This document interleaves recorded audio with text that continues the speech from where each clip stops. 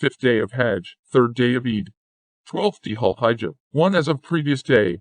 Stay in Mina till all time. Offer dhuhr prayer and go all 3 Jamra for stoning. Rami, 2 first. Go to small Jamra.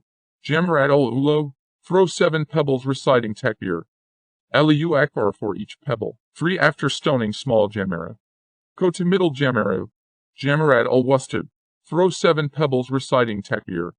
Allahu Akbar for each pebble. 4 finally, go to last and biggest Jamra. Jamra al-Aqaba and throw 7 pebbles reciting takbir.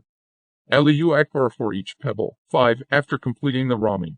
Stoning, you may leave Mina for Makkah before sunset on the 12th of Dhul Hijjah. If you are still in Mina at the time of sunset of 12th Dhul Hijjah, then you should remain in Mina till the next day.